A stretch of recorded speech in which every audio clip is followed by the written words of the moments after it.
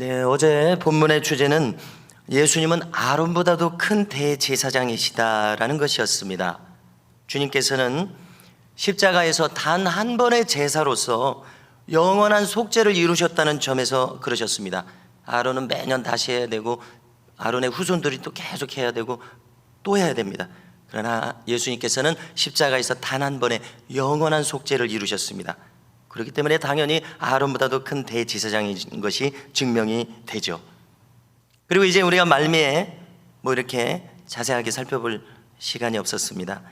자, 말미에 뭐라고 그랬냐면은 이렇게 하신 것은 멜기세덱의 반차를 따른 영원한 대제사장 되심에 의한 것이다, 이렇게 거론했었습니다. 자, 이것을 찾아보면은 이 예언은 시편 100편 4절에 있습니다. 그리고 실제로 주님께서는 아론처럼 레위 지파가 아니죠, 유다 지파셨습니다. 그래서 이렇게 간단하게 증명이 됩니다.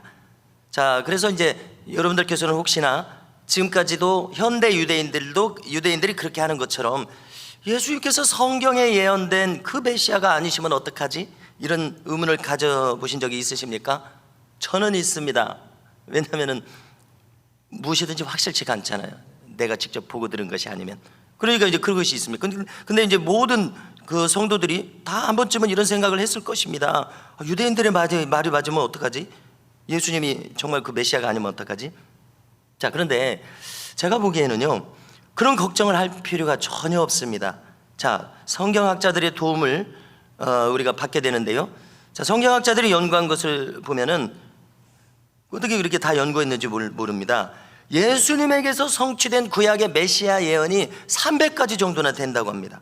정말 놀랍지 않습니까? 대단히 정교하게 예수님에게 들어맞는 성취가 대단히 정교하게 이렇게 많은 겁니다.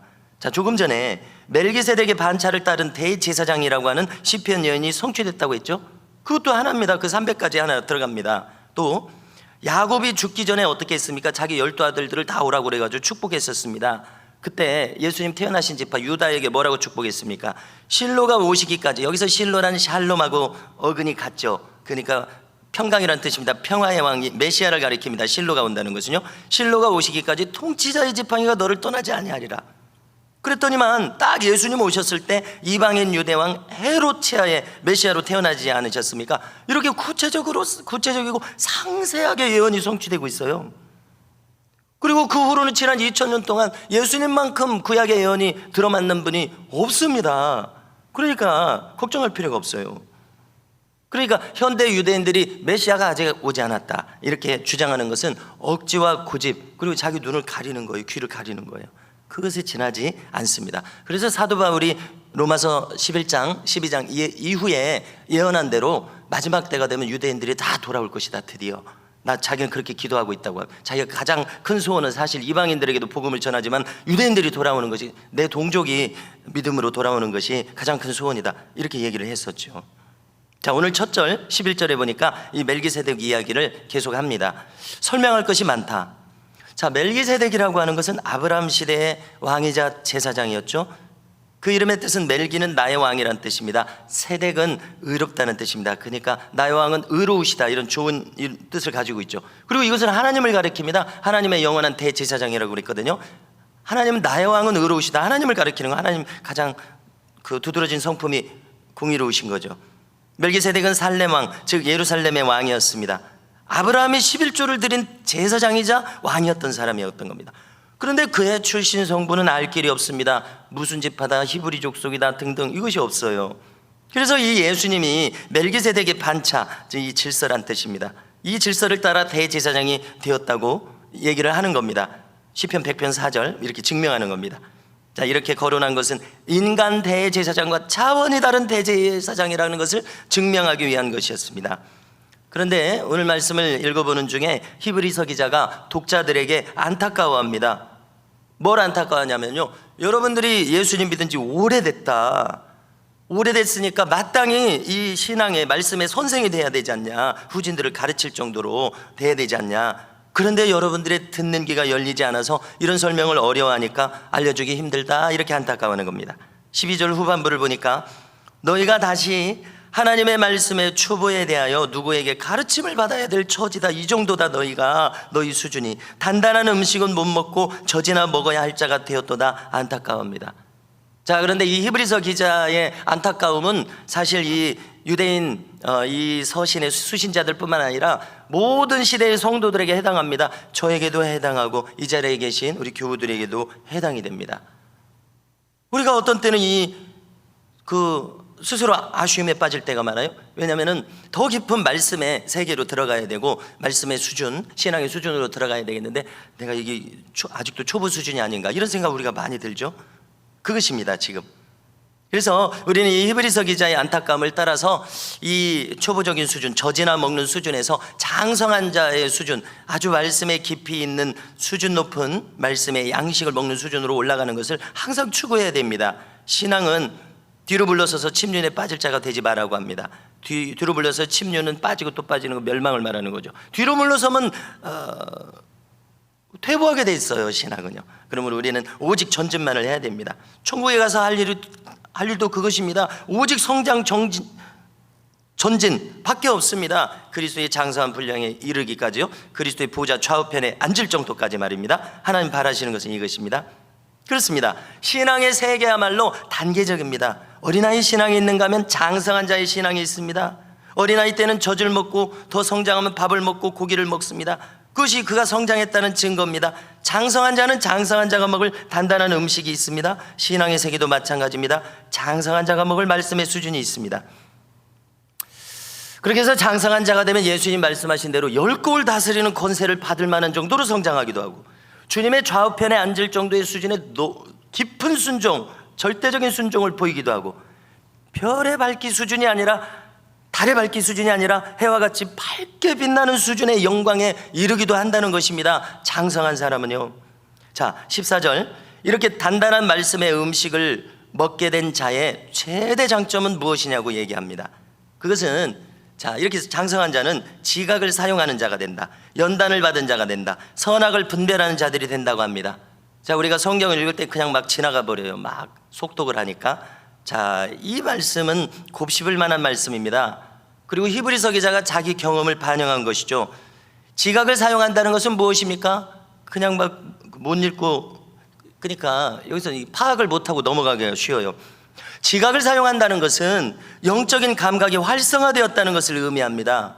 영적인 감각도 마찬가지입니다. 육적인 감각과 똑같은 체계를 가집니다. 자, 우리 육신에 눈이 있죠, 귀가 있죠, 코가 있죠, 입이 있죠, 촉각이 있습니다. 영적인 세계도 마찬가지라는 것입니다. 당연하죠. 그렇지 않습니까? 영적인 시각이 있습니다. 영적인 청각이 있습니다. 영적 촉각이 있습니다. 영적 후각이 있습니다.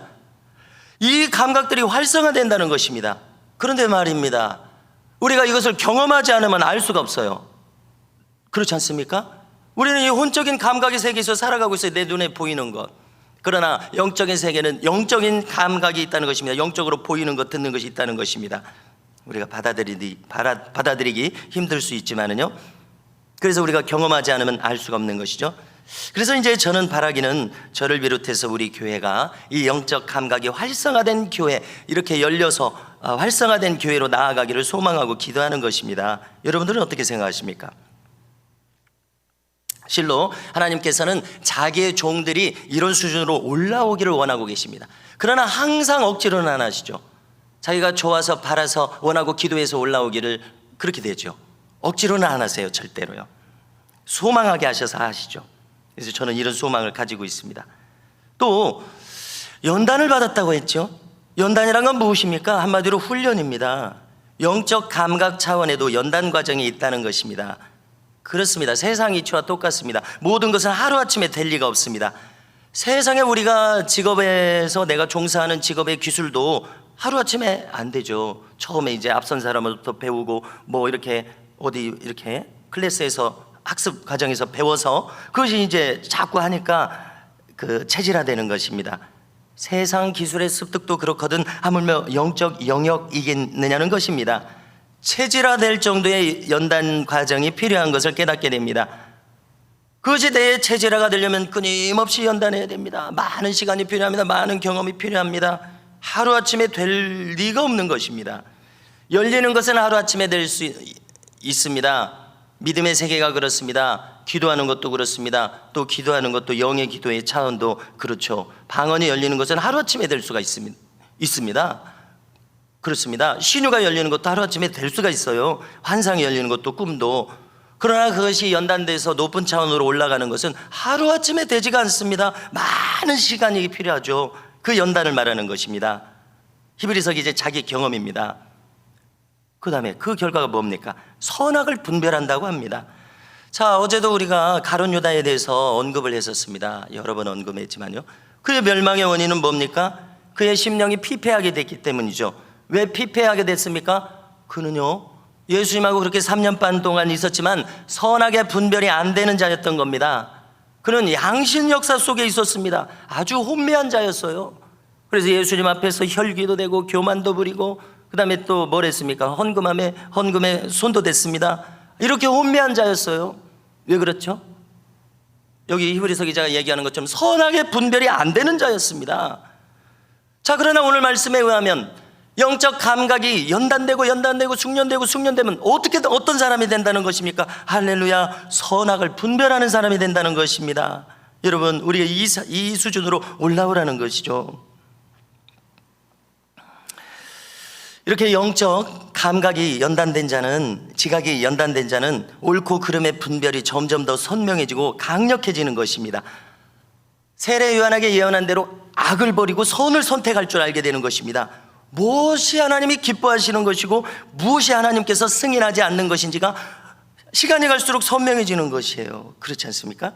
그래서 이와 같은 분별력이 우리에게 더욱 강력한 분별력으로 임하시기를 주님의 이름으로 축복합니다. 이것이 장성한 자의 모습인 것을 알게 됩니다. 자, 히브리서 기자는 안타까운 나머지 더 구체적으로 언급하기 시작합니다. 벌써 시간이 많이 갔습니다만은 간단하게 언급하겠습니다. 자, 6장 1절을 보니까 몇 차례 거론할 기회는 있었습니다. 히브리서 기자는 뭐라고 얘기하냐면요, 그러므로 우리가 그리스도의 도의 초보를 버리고 죽은 행실로 회개함과 하나님께 대한 신앙과 세례들과 안수와 죽은 자의 부활과 영원한 심판에 관한 교훈의 털을 다시 닦지 말고 완전한 대로 나아갈지니라 말씀합니다. 자, 여기서 그리스도의 도의 초보를 버린다는 말을 써서 오해를 줍니다. 영어와 헬라어의 어법이 한국말의 어법과 다르기 때문에 그렇죠. 직역하니까 버린다, 버리는 용도 폐기죠. 필요 없으니까 버리는 거예요. 그것이 아닙니다. 한국말로 다시 번역을 해야 되는데 여기서 출발해라 이렇게 번역해야 되는 겁니다. 버리라는 뜻이 아니라 여기서부터 출발해서 더 나간다, 이런 뜻이 돼야 되는 것입니다. 이해하십니까? 기초 교리를 버리면 어떻게 하겠습니까? 기초 교리가 출발점인데요. 그렇죠? 기초 교리는 버릴 것이 아니라 터전이 되고 반석이 돼야 됩니다. 이 기초는 견고하게 서야지 이 기초 교리를 다시 닦을 수준에서 살면 되겠느냐? 이것이 히브리 기자의 안타까움입니다.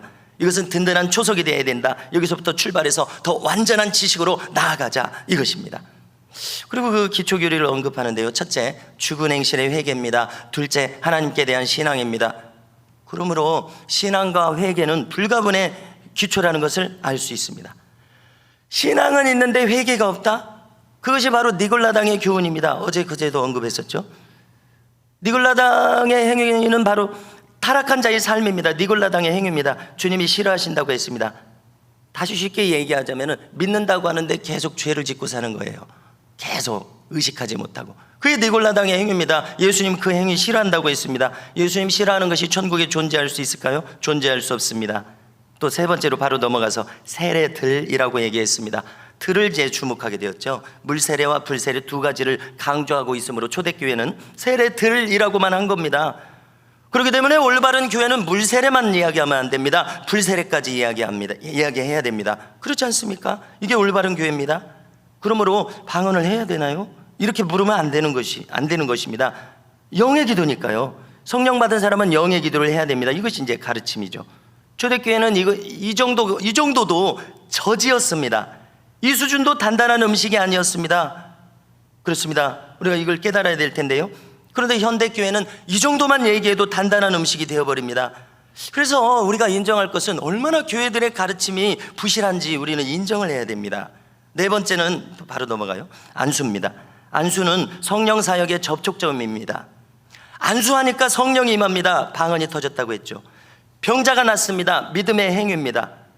믿어 순종한다고 여러분 거론하게 되는데요, 왜 안수를 하죠? 왜 안수를 하게 되죠? 왜 안수를 해서 병자가 낫게 되죠? 믿으니까 그렇게 하는 것입니다. 믿음은 순종을 수반을 해요. 예를 들어서 제가 왜 안수를 하고자 하죠? 믿으니까 그렇게 하는 것입니다. 그러니까 병자가 낫는 거예요. 믿음의 행위를 하나님께서 축복하셨어요. 초대교회는 안수를 가르쳤습니다. 이렇게요. 또 뭐라고 했습니까? 그 다음은 죽은 자의 부활과 영원한 심판. 자, 뭐 깊이 결혼하지는 않겠습니다. 이 모두 기초 교리입니다. 여기서 더 나아가야 한다는 것입니다. 완전함을 목표로 나아가라고 합니다. 자, 마지막 단락은 이제 시간상 간단하게만 봐야 됩니다. 성령을 받고 타락한 자는 다시 회개가 불가능하다고 이야기합니다. 성령을 받았으면 그 사람이 맛있는 채소를 내야 되는데 가시와 엉겅퀴를 냈습니다. 성령 받고 능력을 행하면서 타락한 겁니다. 니골라 당의 행위로 산 것이죠. 성령을 받았으면서도요. 그러면은 다 걷어서 불사르는 심판에 처할 수밖에 없다는 것입니다. 예수님도 마태복음 7장에서 이야기하셨죠. 너희가 선지자 노릇하고 병 고치고 귀신을 쫓았다고 하는데 나는 너희를 알지 못한다. 주님과 무관한 자들이었습니다. 자, 이것은 이제 이 정도만 거론하겠습니다. 성도 여러분, 젖을 먹는 유아 수준의 신앙을 평생 사는 것처럼 우리에게 큰 손해는 없습니다. 단단한 음식을 먹는 장성한 신자의 신앙으로 우리가 달려가야 합니다. 여기에 큰 비밀과 축복이 있습니다. 그래서 저와 우리 교회가 이러한 복된 교회로 계속해서 나아갈 수 있기를 주님의 이름으로 축복합니다.